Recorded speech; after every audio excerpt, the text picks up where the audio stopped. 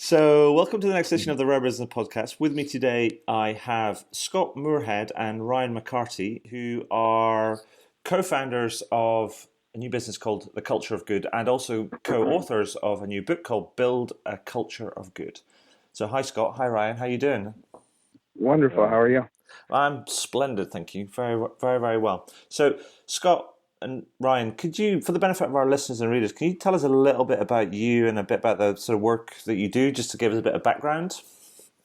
Sure. Sure. I'll go first, Ryan, if you don't mind. This is Scott Moorehead, and along with being the co-founder of Culture of Good, which is a new venture for myself, Mm-hmm.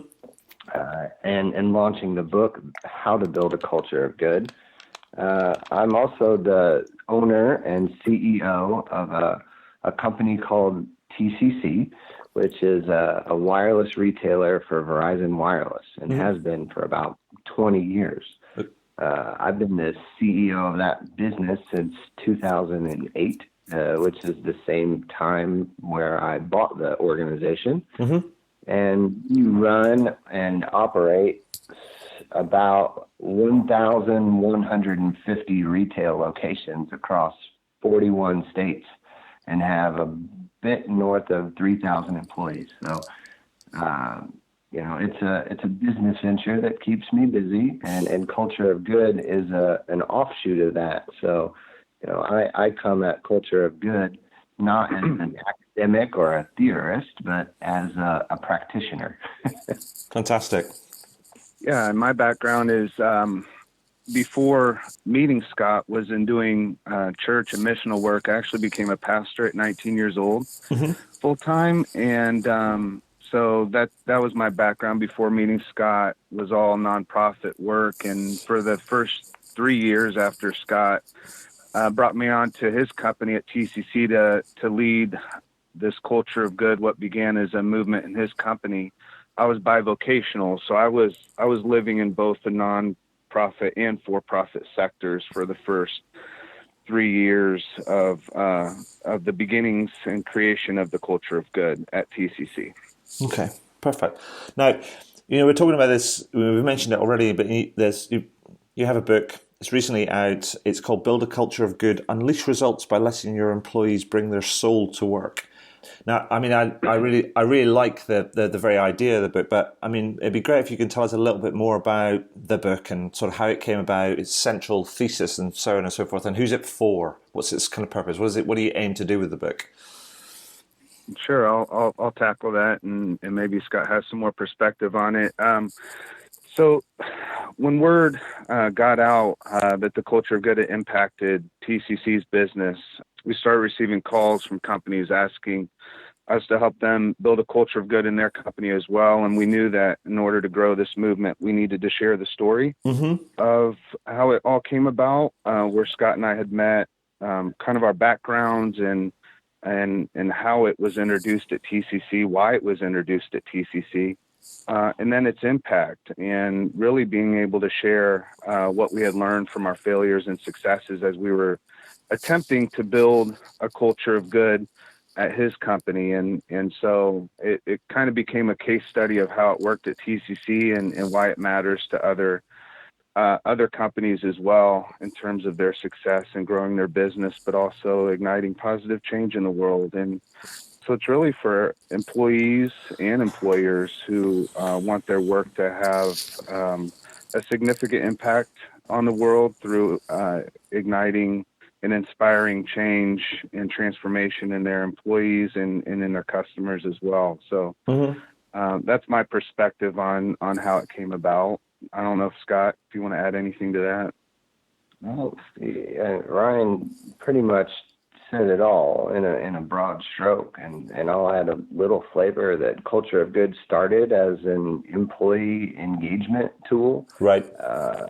and it started as doing the right thing for the right reason at the right time, Mm-hmm. without a lot of expense added to the business, if any at all, and through lots of trials and tribulations and shortcomings and misgivings and some success along the way, we found what we thought to be a pretty nice formula that it had impacted the business in such a positive way that we knew that we had a story that we should share.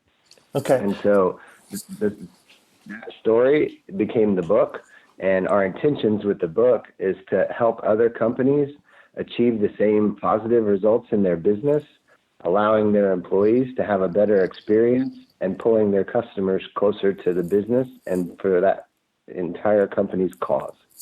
And I mean, tell me, if I can back up a little bit, I mean, why a culture of good, and sort of why now? Was there any particular catalyst, or does it just feel like that it's you stumbled on something, you just go, this matters, and therefore we want to do this? Or was there any particular kind of reason that you decided to go down this path, as it were? Yeah, it's an interesting one. So the reason why Ryan and I co-wrote the book is because we came to an agreement very early on that we were going to work together. And I do believe that in the very, very beginning that we had the same intentions, but we had completely different perspectives on it. Right. I was trying to use Ryan for his authenticity to the message of doing good, and using him as a spokesperson to my employees, so that they would believe that the promise that we were making about doing good as a company would be taken with a great, as if it was genuine. Right. Ryan was using me to touch more people's lives and more people's hearts right out of the gate, because we had thousands of employees and his impact was going to be widespread. So he was touching people's hearts, making their lives better.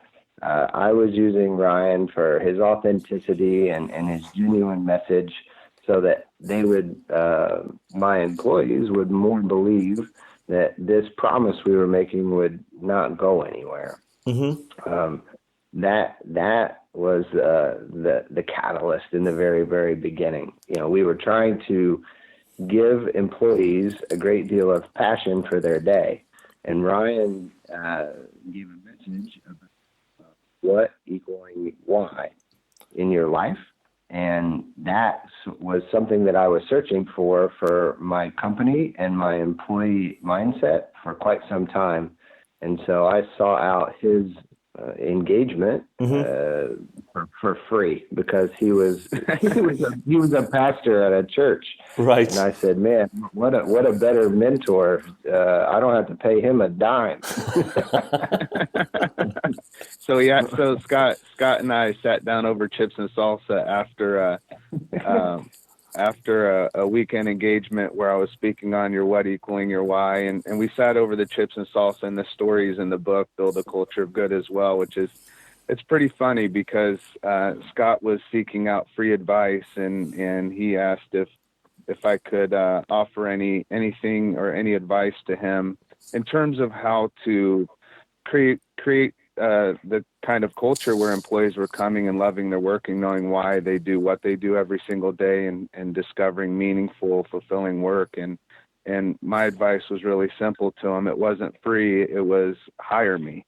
Right. And that was kind of the beginning, or the kind of the spark that started the snowball rolling down the hill or whatever. And it really, it was really one of those moments that kind of launched the idea beyond just theory, and we got right to work. Okay. So Ryan, are you still a pastor as well? I'm ordained as Okay. a pastor. I'm not a full-time pastor any longer. I serve on the board of the church that my wife and I started originally, that I was pastoring when Scott met. But I'm full-time working the culture of good and leading this organization with Scott now. Excellent. So I wonder kind of this kind of formula that you alluded to. I mean, I know it's like a philosophy and approach, but it's got like these three intersecting kind of elements: customers, employees, and cause. I mean, sort of to bring this whole culture of good approach to life. I mean, can you tell me kind of a little bit more about those and kind of how they all link together, how they manifest themselves? Because then it'll I feel like put more meat on the bones in terms of what you're advocating. Yeah, I can address that first and talk to the way that those concentric circles formed together, and it was a little bit by happenstance, and it was through a major event at our company, and we had put forth this entire platform of culture of good, trying to get the employees to care more. Ultimately, rubbing that off onto the customers, and the customers hopefully taking that experience back to the community and sending us more customers. Therefore, that circle just sort of flows together. But what we found was, ultimately, in the beginning, we gave them localized regional budgets to get involved in their communities. We gave them the autonomy of choosing an organization for them personally to take a paid day off as an individual. And it just wasn't working. People were not utilizing the budgets. They were not taking their days off. And we had a corporate event that was orchestrated and highly curated where they just had to show up. And it was a backpack giveaway where we were going to give away backpacks filled with school supplies across the country out of every retail store we had. And we were going to do it all on the same day at the same time. And, that simple act of giving away free backpacks and not charging for them, not having anybody buy anything, not adding any coupons into it, just handing a child that is wanting a new backpack for school a free backpack and telling them the only thing you have to promise me is that you're going to go to school and rock it out. Nice. And that day turned what was a platform that was probably on a poster someplace, and it was in an email form, and it was a PowerPoint presentation. It was in a lot of people's minds. It moved it from their minds to their heart. And we had so many employees come back and say how impactful that day was on them. And we immediately saw people start to take their paid days off. We saw them start to use the budgets regionally and bound together to get involved in their local community. We started to tinker with the idea of there must be a reason why that event kickstarted this, and there has to be a way to define why it worked. And if we can figure out why it worked, then we can go at it hard again and again and again and again, and this will work. And that's where it dawned on us that we had to define who our employee was and define who our customer was and define why that particular event, which had a cause associated with it, why did those things all come together perfectly and seemingly matter? And so in our company, we have retail sales folks who are younger, and they're all extroverts, meaning they get their energy when they're around people, and they like to be around crowds. So, we brought a crowd of people to our retail environment, and it just got everybody really excited. And because of the way our business is, a wireless store, particularly for Verizon Wireless, is all I can speak to. When you have a Verizon Wireless branded store out there, there's a particular circle that store is supposed to support. And that's a 3 to 5 mile radius, we'll say, on average.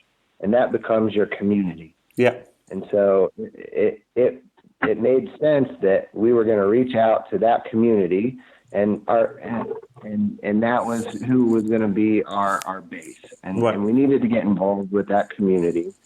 And then it made sense that our customers came in, and what they were seeking was not hardware and cases and cords and so to speak. It was a connection. You come into a wireless store and you need to find a connection to other people. So we had people in our stores that got energy from people and serving a community that was rather defined, and our customer was out seeking connections to other people. So we said, man, something about supporting the community and the people where we do business on a hyper-local level makes all the sense in the world. And we had done that through children. So we went back in and said, okay, what if we do it to teachers? Every single community where we have a store has a school. Yeah. Those schools have teachers, and those teachers have a need. So we put together a Teacher Rocks supplies giveaway. Right. And it worked again. And it was a great deal of impact. And so we knew that we had defined where these circles met, and they had become concentric, and where your cause and within your business plan and your strategy, particularly on a commerce level, meets where your employees, who they are and what they care about, meets your customer and what their needs are and what their wants are out of your business, and where that meets the cause becomes the sweet spot. And once you've defined your sweet spot, we've said that that's uncovering your company's soul. Right. That's where your soul, every company has a soul, and just some companies haven't bothered to find their soul in quite some time. Sure. And they haven't, nor have they potentially even defined it. Right. So that was what we found out, and we had gone through and had many discussions with other companies in other industries and efforts that they had that didn't work, and applied that logic to our system on why it didn't work, and said, boy, they missed the sweet spot. And it was pretty obvious. And so that was where we started, and that ultimately became the methodology of how to get your culture of good going from the beginning. Yeah, I mean, do you think that because I'm just listening to the story and thinking that what a great great story, but so the idea that you started with enabling your employees, your staff, members of your team to go and almost like volunteer for other organizations that they know and care about, and so on and so forth. Yeah. But that there wasn't necessarily a lot of uptake. But then you kind of then started doing something which was a coordinated effort, but it was coordinated by yourselves. Do you think there's a thing around commitment and intent? That it's almost a bit like the employees wanted to see the organization show up. Supporting kind of paid days kind of volunteering is great, but almost it doesn't necessarily require a huge amount of effort, if you know what I mean. And so it's almost a bit like building the trust or the relationship with the employees to be able to do that. Yeah, and I think, and I'll speak to this as well, I think absolutely to just offer paid time off or, the opportunity to go volunteer is quite different than someone like Scott or another business owner really fully intentionally running their business through this culture. Sure. So that the employees understand that this wasn't just going to be a moment here and there where we were going to go do good together. Yeah. But it was going to have a consistent predictability, that the employees knew this wasn't a flavor of the month type program or a CSR program that was built around some type of PR effort. That This was really going to be the business driver for the company, and how, as the company grew, that the culture would grow with it. The culture of doing good and inspiring employees and igniting positive change, and that would impact the bottom line. And as the company grew, so it was necessary early on to ensure that the employees knew, as Scott said, that this was something that he, as the owner and leader, was fully committed to, so that the entire organization could embrace it and embody the culture moving forward. Otherwise, it would have been considered just, like I said, something that was just a quick effort and would be forgotten shortly after, which I think happens quite a bit in a lot of companies. No, I think that's kind of fair. And so, what has been the impact in TCC? Oh, man. We've got a host of statistics that we can rattle off. Go on then, give it to me. Give it to me, gentlemen. I'm going to give you a few. Okay. Because I think over statistics is boring. So I'm going to try and give you what I feel like is impactful. Cool. Since we've launched Culture of Good, our overall corporate turnover has reduced by about 40%. So in retail, typically the turnover in our industry is bad. Yeah. It's not uncommon for a retailer to turn over 100% of their full-time employees on an annual basis. Wow. Okay. Our peers are within that standard, and our typical annual turnover has been in the 60% range, which once you attribute the lack of productivity, the recruiting mechanism, the onboarding, the new education, all of those things, and you've got about $12,000 per head that employee turnover costs us. So by reducing it by 40%, we estimated we've saved ourselves about $5.7 million a year. Wow, nice. Which is pretty intense. Since we've launched Culture of Good, our same-store sales in an industry that seems to be plateauing, which is wireless retail. Yeah. The customer is not going to the well to get a new phone quite as often anymore, particularly now that they have the chance to own their phone and lower their bill. The phones are not innovating as fast anymore. So we're in an industry where sales seems to be slowing down. And overall, in our corporate footprint, our same-store sales over that time has gone up by 42%. So we are gaining market share from the competition, and we believe that is partially due to better employees staying longer and being involved in our culture of good. So that those two particular stats, I think, are meaningful, and speak to the relevance of culture of good and its impact that it can make on a company of any sort. No, I think that's go ahead. I was just going to add real quick as well. We survey employees, and anyone who knows anything about millennials, one of the things that they have a desire to do is work and do business with companies that share a common value or their values for social responsibility. Sure. And 85% of the employees at TCC are millennials. And the largest workforce generation currently right now in across the board are millennials. And so in doing the survey, we found that 93% of those employees that work at TCC felt that the culture of good shared their values for how responsible business should be done and where they wanted to work. And so immediately you have a type of engagement that's not so much a company that has a business owner that writes a check and takes a picture and says, come work for us and feel proud of where you work. Look at the good we've done together. Yeah.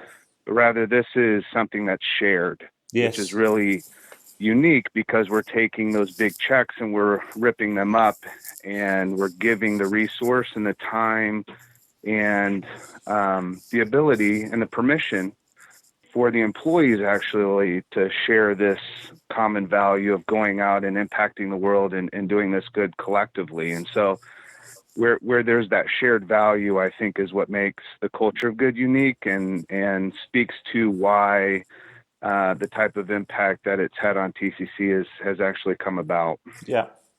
So, I mean, let me ask you this question, gentlemen, because I think the results speak for themselves, and I think there's also a lot of support for a better way of doing business. I mean, and that's evidenced by the amount of media support that you've received around the launch of the book and, you know, the establishment of Culture of Good as a new enterprise.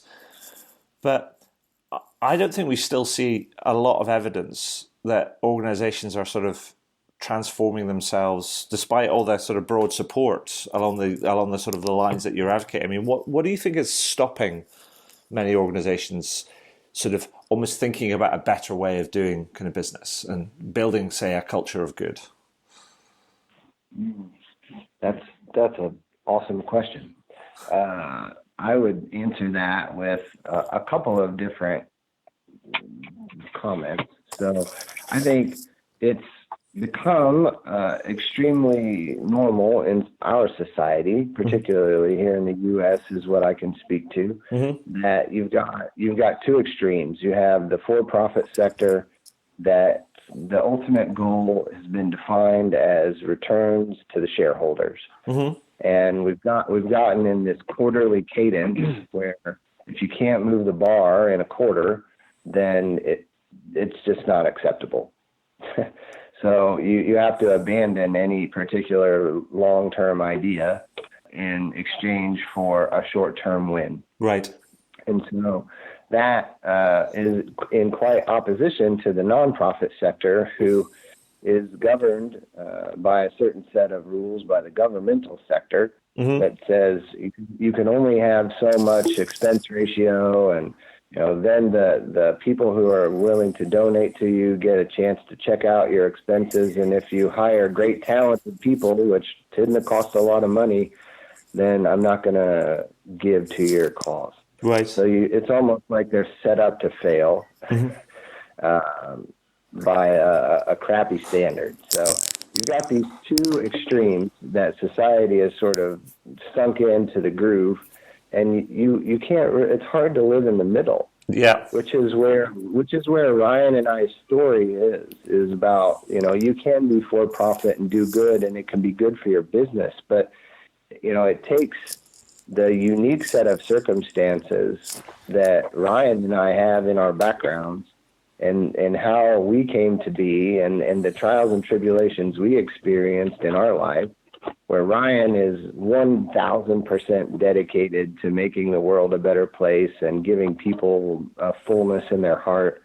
And I had owned a company that had done very well and experienced a near life taking accident. Said, you know what, I'm going to make this part of my legacy. And I did that early on in my life. And that unique set of circumstances allowed us to fight through what would have been a very, very easy thing to give up on. Yeah.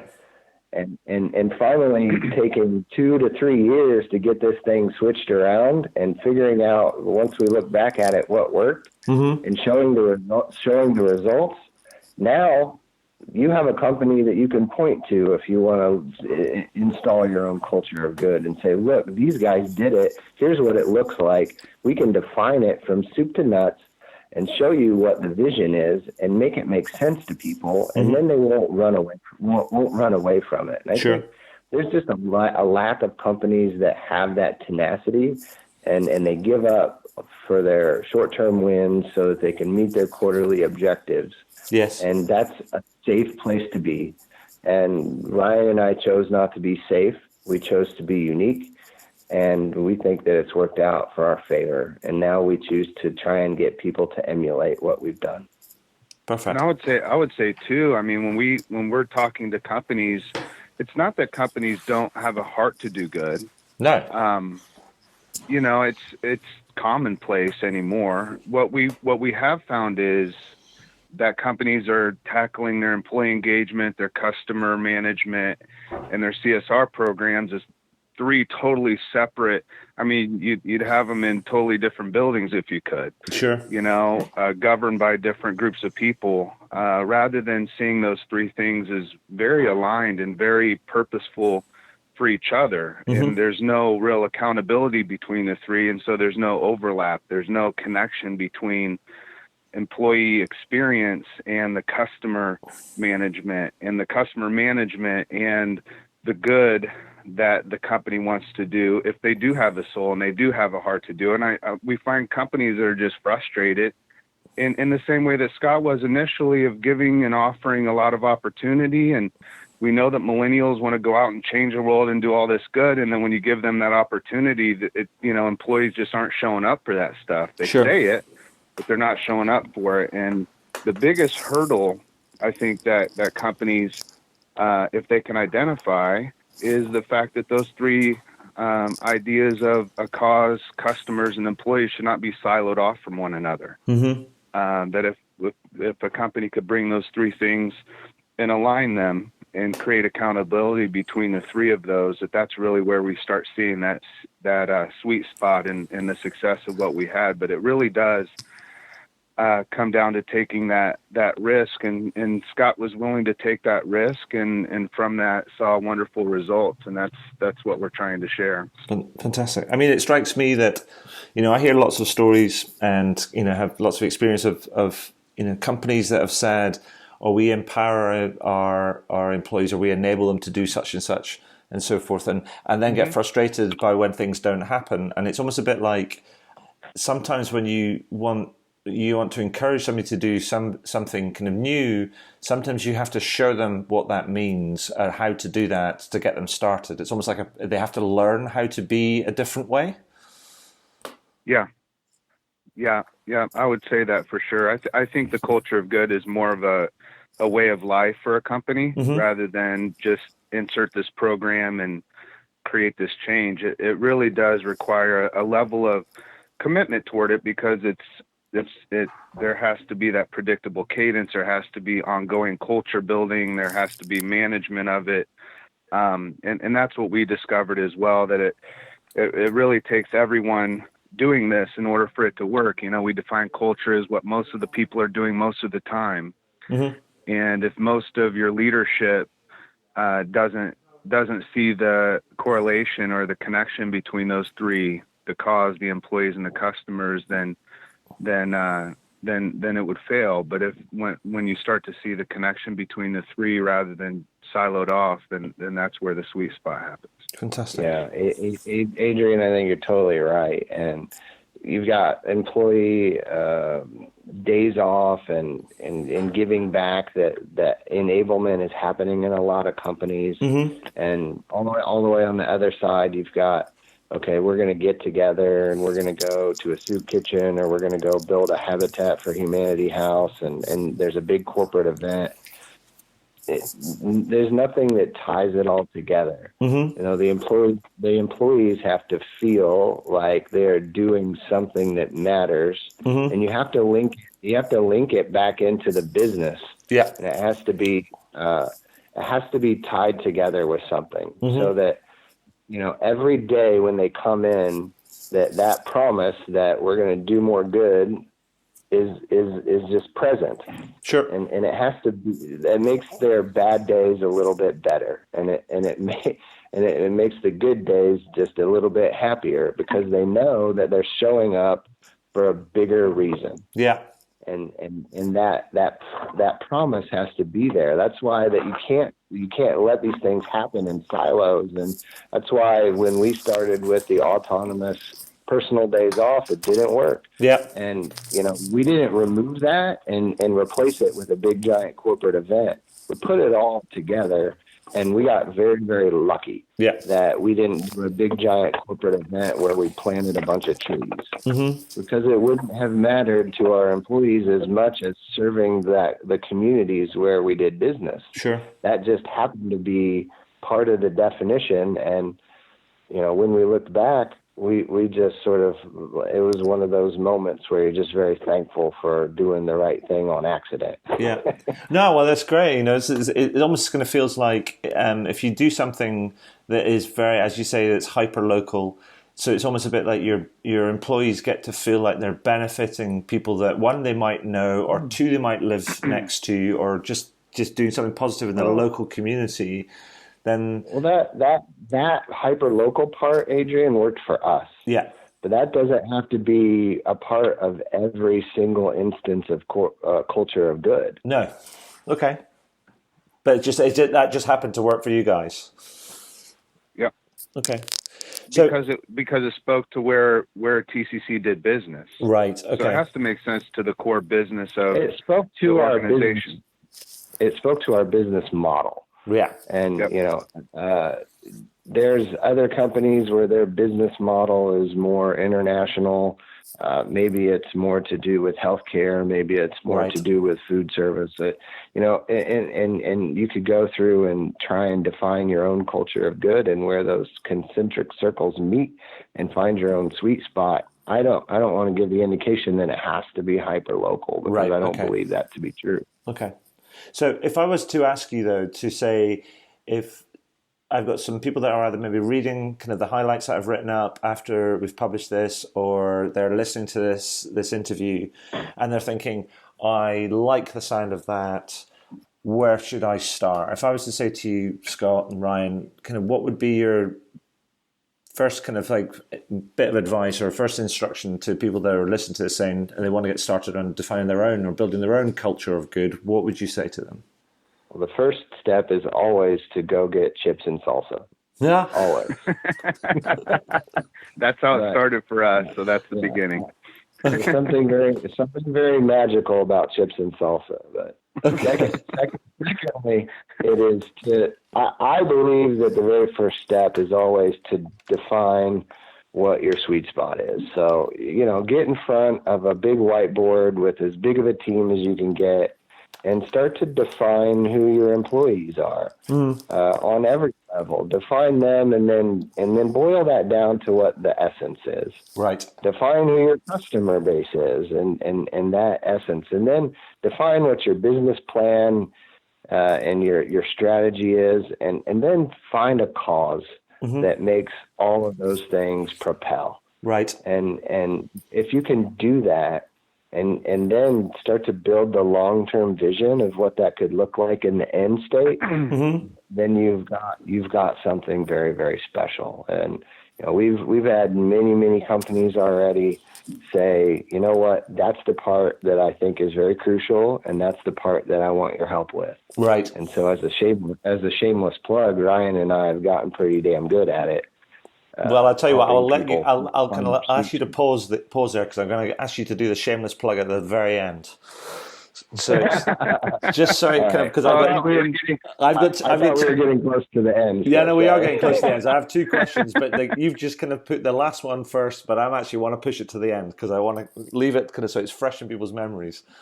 But the question the question I want to ask you before we get to that is just for your perspective on something, because I published a book last year and it was called How to Wow. And what I've been doing with the podcast interviews I've been doing is asking different people that I've been interviewing for their perspective on what is wow service or wow experience for them. So I'd be interested in your take on that. Well, I can answer that in terms of how are you referring to how to wow the employee or the customer or anything specific? Your perspective is, How to Wow it was focused on, how to deliver a great sort of customer experience, but the employee experience I think is integral to that. So, Ryan, your perspective from whatever angle is going to be valuable. Yeah, I think giving someone a wow experience is doing things that other companies aren't willing to take the risk on. Right. And doing it for the right reason and giving your employees and customers a why. Right. Really giving them a why that speaks to something deeper than a financial transaction or a paycheck. Right. Really having a soul in your company and a heart to go the extra mile and create something for them rather than just for the business. And as the business grows, that continues to grow. But wowing people on a soul level, something deeper with a higher purpose and a meaning that goes beyond the temporary things that we inject into business and into companies to create a one-time experience. I think employees and customers and the world at large will be wowed by companies that are willing to be committed to an ongoing effort to impact the world in a greater way, but doing that through their lives rather than keeping that disconnected from them. And wowing people on a soul level, I would say for myself is really kind of what I try to do and what we try to do at the Culture of Good. Mm-hmm. I like it. Scott, anything you'd like to add to that? So here's my elevator pitch on how to wow for within the context of Culture of Good, right? Okay, sure. So with the Culture of Good, how to wow is making an authentic promise to both your employees and your customers that you'll do the right thing for the right reason at the right time. and that's it. And sticking to it. Yeah. So, make a promise and deliver on that promise to do the right thing for the right reason at the right time, just because you can. Perfect. And you'll be shocked at how many people say, wow, yeah, that's kind of cool.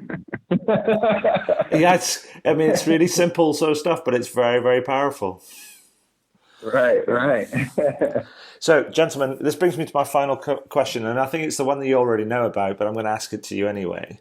Because I always ask it at the end of these, funnily enough, always ask it at the end of these interviews. And the question is this: is there anything, and I can already guess the answer I'm pretty sure of, that you'd like to shamelessly plug?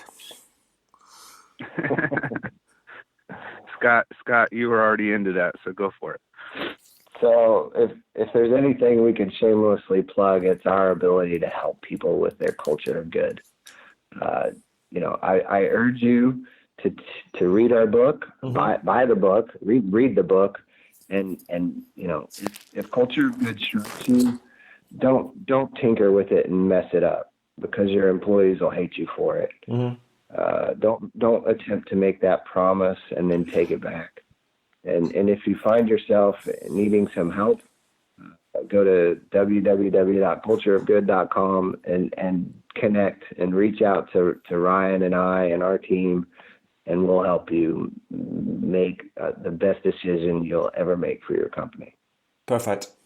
Gentlemen, that's been great. It's been fascinating. I applaud you on your journey and your efforts, and banging the drum for building a culture of good. I think it's about time, and I love hearing stories about better ways of doing kind of business and more impactful ways of doing business. And so I just want to say, thank you for your congratulations on the book, and thank you for your time this afternoon and sharing your story with us. And just thank you. Big thanks. Thank you so much, Adrian. Thanks for your time, Adrian. I appreciate it a lot.